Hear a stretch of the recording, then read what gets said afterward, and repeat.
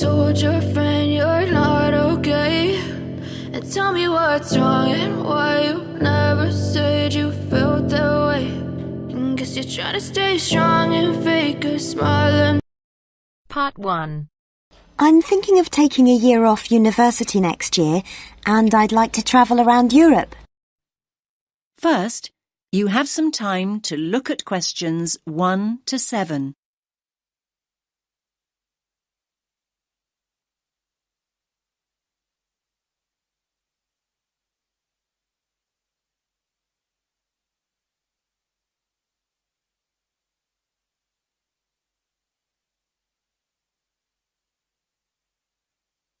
Listen carefully to the first part of the conversation and answer questions 1 to 7.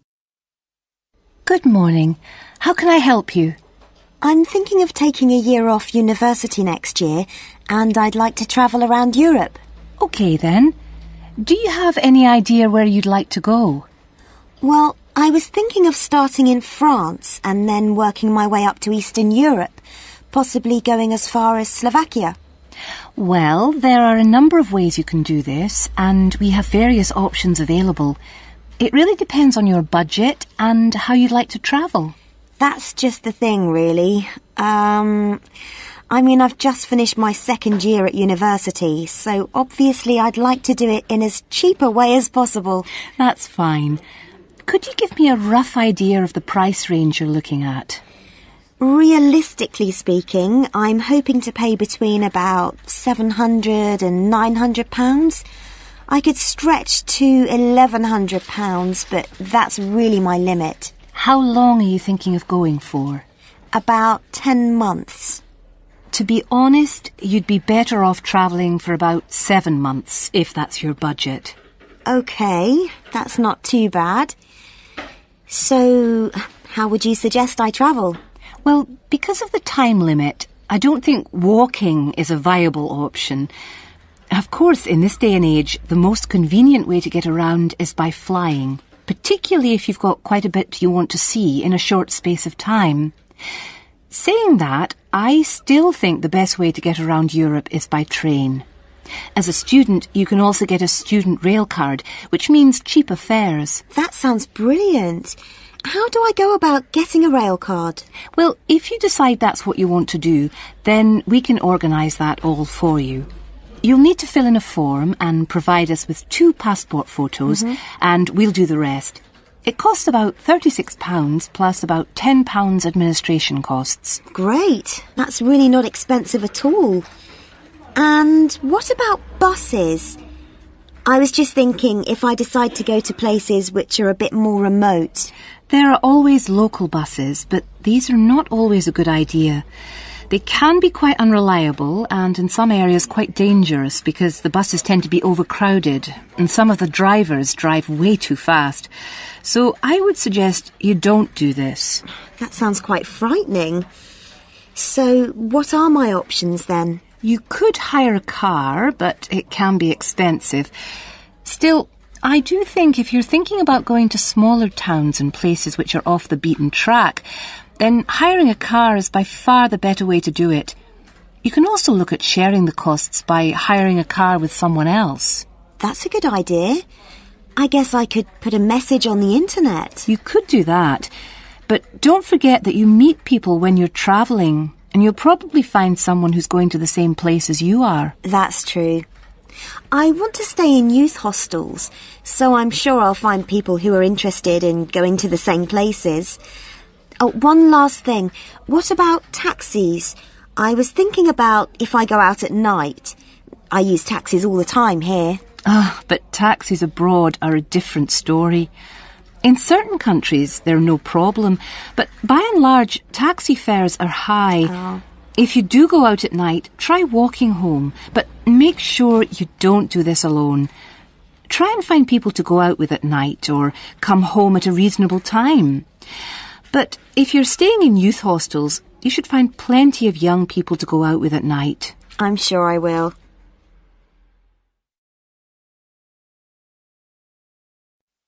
Now you have some time to look at questions 8 to 10.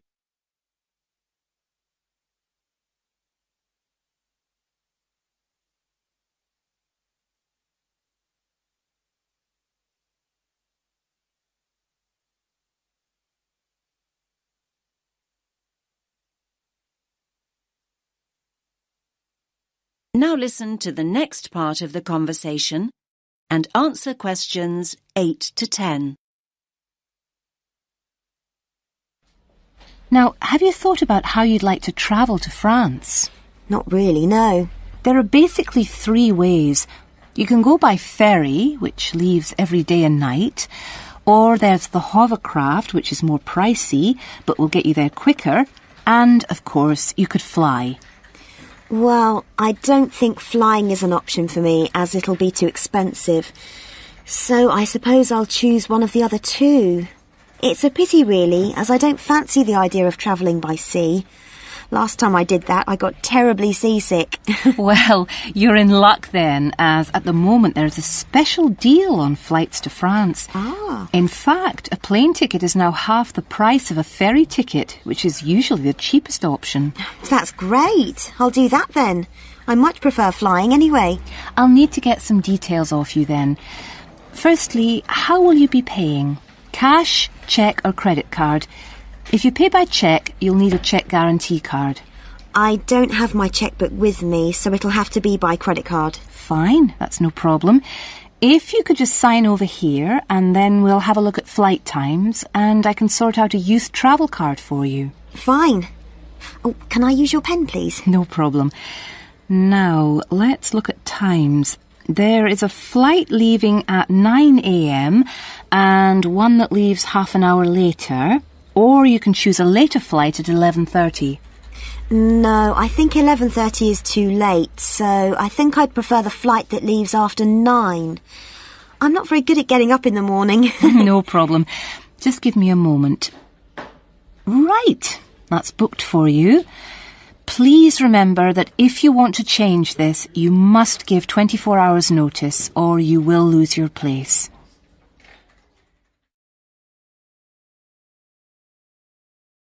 That is the end of part 1. You now have half a minute to check your answers.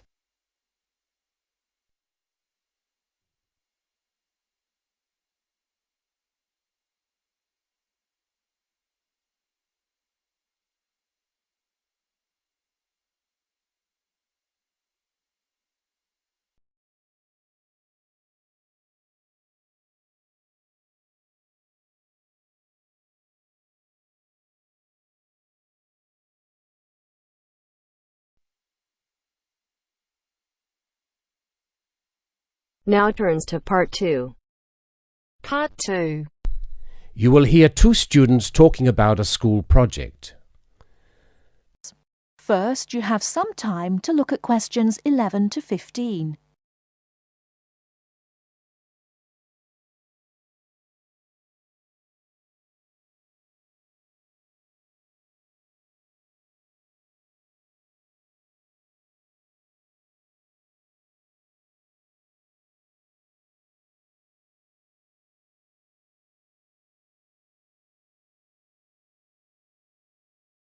Now, listen carefully and answer questions 11 to 15. Hi, Lynn. How's your project coming along? Oh, not very well. I've got all the information, but I can't seem to organise it into a presentation. Well, you'd better hurry. You only have 1 more week. Yes, that's okay. It's just that... Well, why don't you try your presentation on me? Maybe I can help. Oh, really? Great! OK, well, I've chosen solar power for my subject, and I'm going to talk specifically about domestic water heating. You know, like the ones popular in America. I've got some facts here. Oh, that's good. But just start your presentation from the beginning. Oh, right. Well, here we go then. There are many reasons why we should be looking elsewhere for energy sources. As most people are aware, fossil fuels and other such non-renewable sources are by definition finite, so something needs to be in operation soon. Currently, there are a number of alternative energy sources available which can, with a little preparation, be used to provide for a significant part of our domestic energy requirements.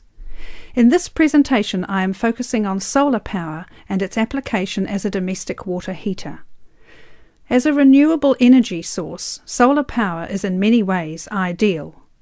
The amount of the sun's energy which reaches the Earth every minute exceeds the energy that the global population consumes in a year. Although scientists argue that it is not finite, sunlight is certainly a long-lasting resource which is not depleted through use, and solar power converters use this energy without needing any complex moving parts.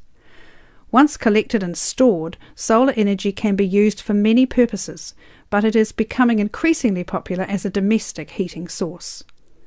Generally, a building that is heated by solar power will have its water heated by solar power as well, and this has even worked in areas that are not exposed to long hours of direct sunlight, such as the United Kingdom, although not so well as in warmer climates. Why have you stopped? Well, that's all I've got so far. Oh, well. Start by talking about how effective it is. Oh, okay. Well, there are a number of factors that influence how efficient solar power can be. The first, obviously, is the amount of sunlight, and this is dependent on season, time of day, and climate. Although the UK has something of a bad reputation for sunshine, it is actually quite productive during some parts of the year. Given a sufficient size of solar panel and water storage tank, solar power can provide all of our water heating requirements in June and July, and even provide the majority until October. From October to the end of the year, this figure falls dramatically. December is the least productive, being able to supply less than 5% of the average household's hot water requirement.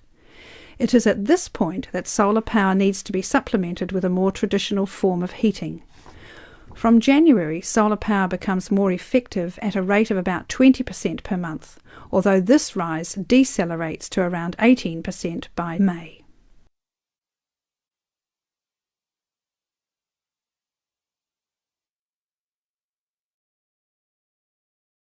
Before you hear the rest of the talk, you have some time to look at questions 16 to 20.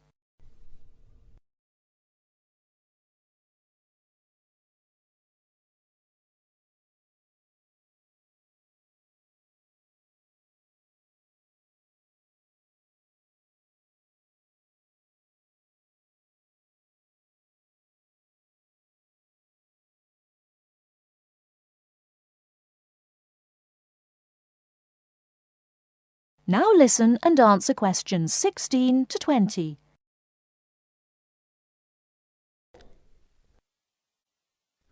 Now say something about this water heater. Do you have any information about that? Oh yes, I've got an illustration of a water tank here. Well, that's good, but you'll have to describe it. Right. Well, the ideal water tank in the UK has a capacity of 45 to 50 litres, but must be at least 40 litres to be effective. The solar coil is put in the bottom of the tank to heat the water. Now remember that solar heated water will not get quite as hot as fossil fuel water heaters. The bottom half of the tank is normally 20 degrees, and this is why it is important not to have a tank that is too large, as that would take too much energy to heat. In this illustration, it rises to 40 degrees from halfway up. Don't forget that hot water rises, so the top third of the tank is the hottest and reaches an average temperature of 65 degrees. And what's this second layer around the tank? Oh, that's insulation. Because the tank is often either outside or just under the roof, rigid foam is used as an insulation layer. It should be at least 80 millimetres thick all around. Well, that seems like a good presentation.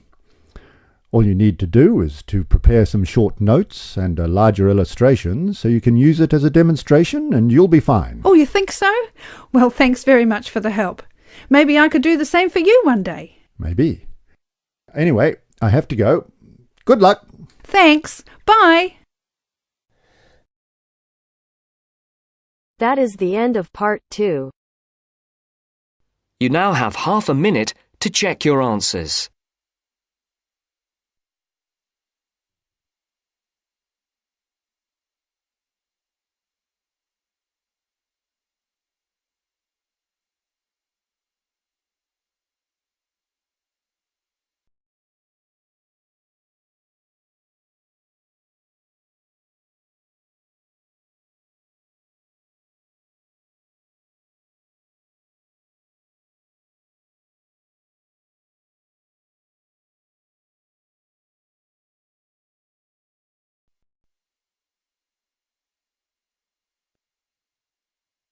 Now turns to Part 3.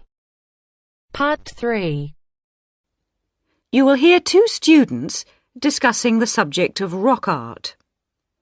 First, you have some time to look at questions 21 to 27.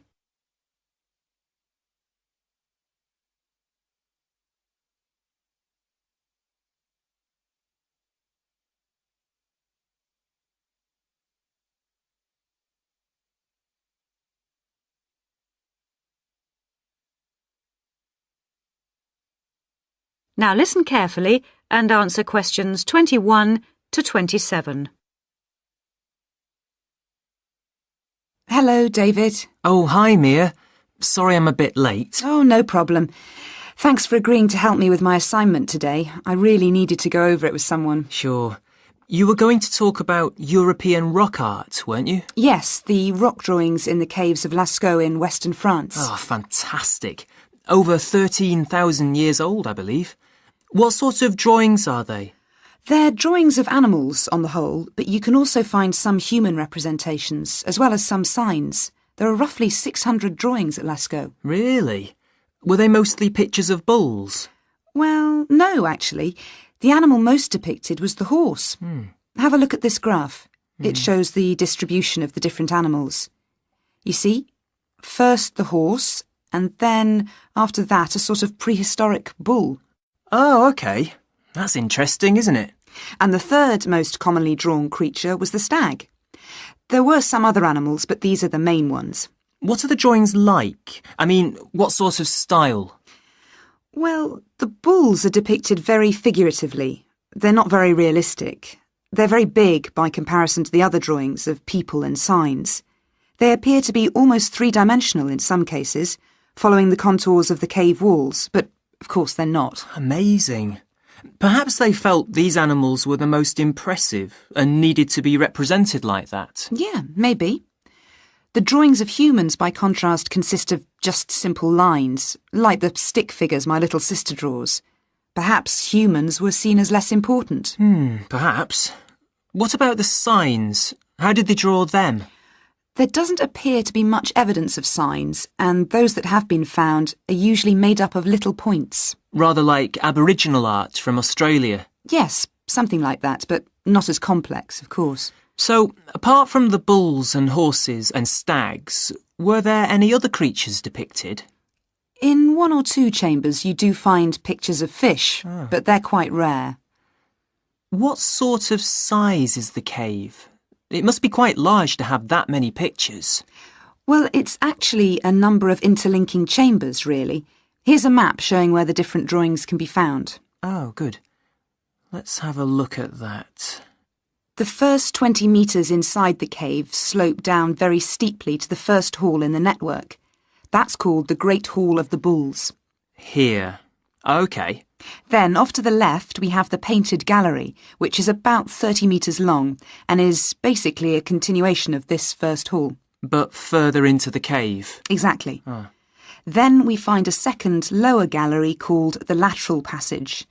This opens off the aisle to the right of the Great Hall of the Bulls. It connects the next chamber with an area known as the Main Gallery.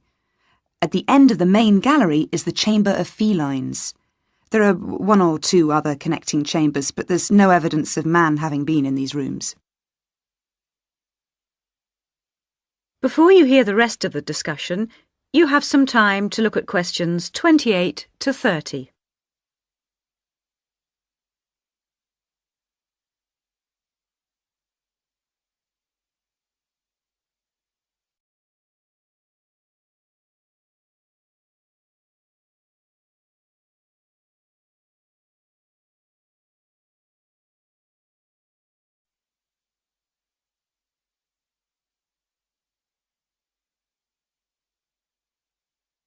Now listen and answer questions 28 to 30.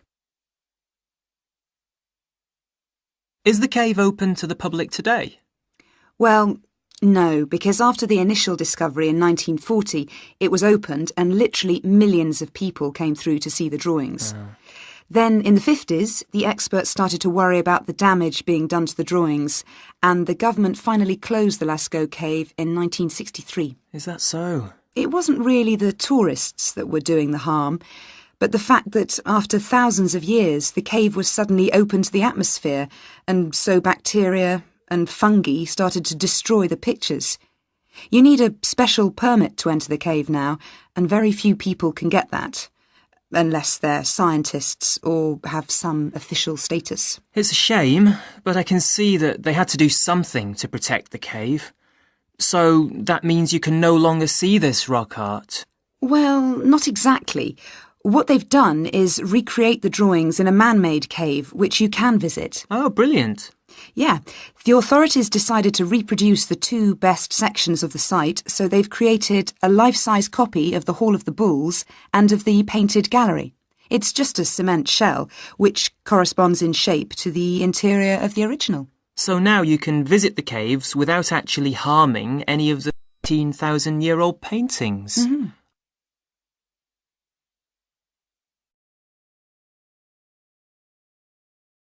That is the end of part 3. You now have half a minute to check your answers.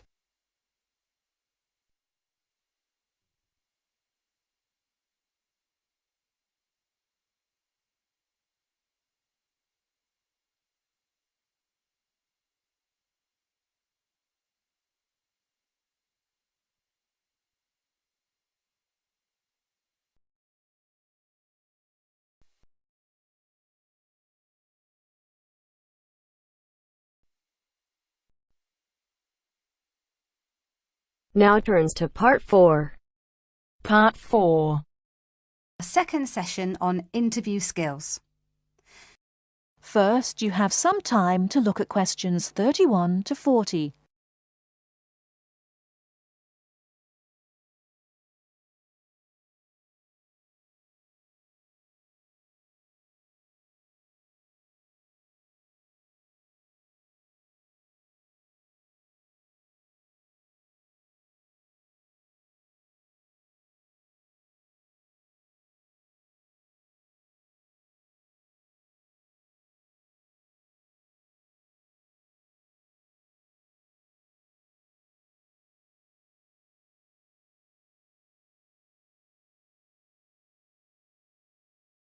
Now listen carefully and answer questions 31 to 40.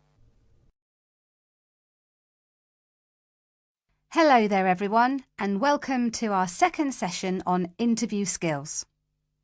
Now we have already looked at what to say in the interview and what to wear. So let's consider non-verbal behaviour, or as it is more often called, body language. Believe it or not, research has shown that this is what makes the strongest impression on people we meet. Frequent eye contact is one aspect of body language which goes down very well with interviewers and creates a good impression.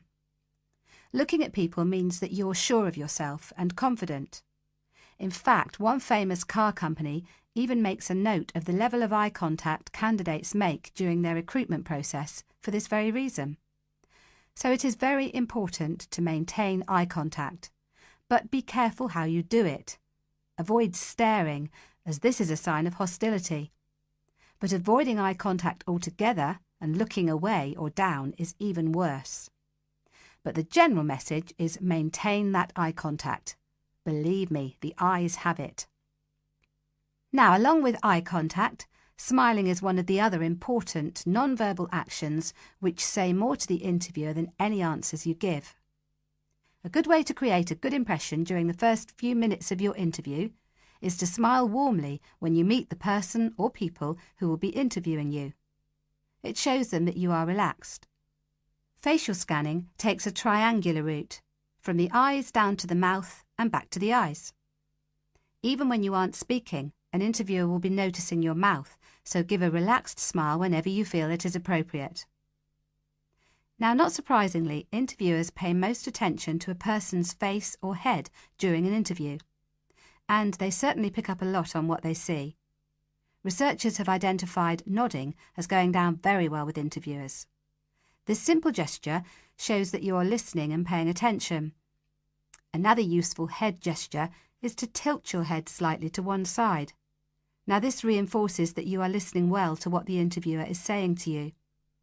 However, tilting your head back isn't such a good idea, as this signals arrogance. And drooping your head forward indicates that you are lacking in confidence. And as we all know, that is exactly the opposite of what an interviewer wants to see. So the message is, mind your head. Now, posture, or the way that you carry yourself, is an important area of body language to be aware of. And it is one of the first body language signals that interviewers read as you enter a room. Posture also matters when you're sitting down. A well-supported position, with your shoulders square and sitting full back on the chair, will give the impression that you are confident, which is just what the interviewer wants to see. I once interviewed a candidate who perched right on the edge of her chair throughout. I kept feeling that she was about to run out of the room in terror. However, occasionally leaning forward slightly when the interviewer is speaking reinforces the message that you are keen and interested, as well as showing the interviewer that you're actually listening to what they are saying. But don't overdo it by leaning too far forward. That can be a bit distracting for the interviewer. Now, we all tend to use our hands to gesture, especially when we are explaining something or as we become involved in what we are saying. This is fine. It shows that we are keen and perhaps even excited about something. However, what can work against someone at an interview is when they fidget. This kind of moving about is, of course, what we do when we are nervous, and fidgeting can be very distracting to watch. So if this is a problem for you when you get nervous, it is a good idea to practice sitting with your hands gently resting in your lap or on the arms of the chair. Try not to fold your arms though, as this tends to look uncomfortable or hostile. But whatever movements you make, be careful with your hands. They need to be kept well away from your mouth, head or face. In fact, experts say that when a hand flies up to or over a person's mouth, it implies that the person is worried or wound up about something. For most of us, staying calm in an interview situation is a challenge, so putting in a bit of practice in advance will help. So, to end with, here are a couple of suggestions on how to improve our body language. A good idea is to choose a role model, such as an actor or fictional character, or a public figure or someone you know. Then sit calmly and imagine that you are this person. Now, other countries have different body language signals. So remember that if you are being interviewed abroad, you may want to check if there are any special gestures to avoid. It's also a good idea to get used to reading body language signals. You can do this by simply watching how people interact in public places, such as on the streets or in restaurants. And finally, when people have struck up a rapport, it is reflected through the natural mirroring of each other's body language movements. So you can use this to your advantage by occasionally mirroring the interviewer's own movements. For example, if they lean over to one side, you can do the same a few seconds later. It helps to create a special effect known as similar to me. But don't do it too often or the interviewer will notice. Now, any questions before we move on to interview listening skills? That is the end of part 4. You now have half a minute to check your answers. I know you told your friend you're not okay, and tell me what's wrong and why you never said you felt that way. And guess you're trying to stay strong and fake a smile until I look away. But I've known you too long, it hurts to watch your blue eyes fade to gray. So this is the statement for today's essay. Some people think that sport is very important for society. Others, however, argue that it is nothing more than a leisure activity. Discuss both these views and give your opinion. Some people think that sport is very important for society. Mean they believe that sport is very important, that paramount for society. Others, however, argue this is nothing more than leisure activity. Some other people, however, believe that it is nothing but a free time activity and it is not more important than free time activity. It is just like a free time activity. Discuss both these views and give your opinion. We have to discuss both the views and we have to give our opinion also. So are you ready? Here we go. This is how I have written introduction. It is sometimes argued that sport is just an activity, while other people say that sport plays an essential role in their lives. Essential role in their lives.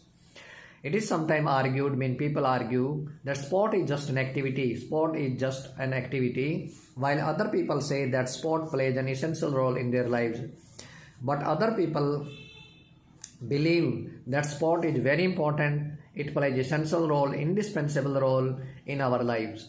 This essay will analyze both sides of the argument with my own opinion. This is how you can end your introduction. So this is how I have written main body paragraph 1. On the one hand, people who love shopping, reading and sleeping in their spare time might think that sport is not an essential activity. People who love doing shopping, reading and sleeping in their spare time, in their free time, they may think that sport is not an essential activity. They don't give importance to sport at all. For them, they find it more interesting when they are doing activity besides sports, because they find doing these activities more interesting as compared to doing sport. For example, in our country, many girls don't like to have physical education. This is just example. You can give an example. It is very important to score higher band in Ielts. They sit beside the playground rather than strengthening their body during class. They sit beside the playground. They want to just sit, they want to just look at the game, and they don't want to do any physical activity. By contrast, most boys really enjoy sports in the sunshine and sweating in their uniform. On the opposite side, this is the example for boys because they love playing sports and they want to get sweaty in their uniform. They love practicing. Thus, this makes them relaxed and rejuvenates, and sports make them relaxed and rejuvenates. They feel rejuvenated, they feel energetic and refreshed. Their body do focus better on studies, and they are much better on their studies as well, because playing sports helps in concentration, also building up concentration, or they can focus better on their studies. Okay, this is how I have written main body paragraph 2. On the other hand, there are many reasons why people enjoy doing some sports. Firstly, sporting can let us maintain a fit shape. Sporting can let us maintain a fit shape. People who play sports, they get fit and energetic. This not only can make us more confident, but also can make us more good looking. We become more good looking people who love doing sports, playing sports, who love doing physical activities. They become more confident as well as they look good. Secondly, we can find it joyful when we are doing some sports activity. One more important reason, we find it joyful when we are doing some sport activity. Also, sport is good for our health. It's very important for our health because sporting regularly can facilitate our digestion. Sporting can help us in our digestion system as well and make our life indirectly result in better metabolism of body. Yes, and it helps to have better metabolism of our body. We can burn calorie easily. Finally, sports are a good way to make friends. Another interesting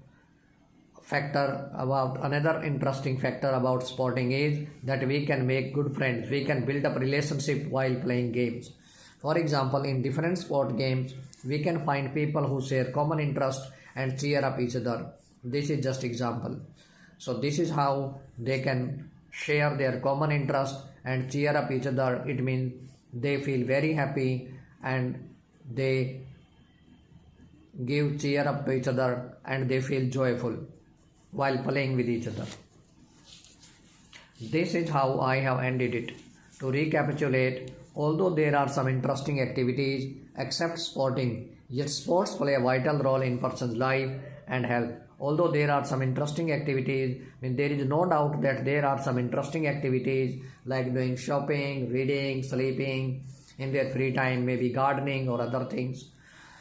except sporting, which doesn't includes except sporting, in excluding sporting. Yet sports play a vital role, but we cannot ignore the vital role, very important role of sports in person's life and person's health also. Sports very important for person's life and health, both person's life and health. So this is how you can write a very nice essay, effective essay. Hopefully it will be fruitful for you. It will be useful for you. So this is the end of the video, but don't forget to subscribe our channel, like, comment and share, and please press the bell icon so that you can get notification of every new video. Bye bye.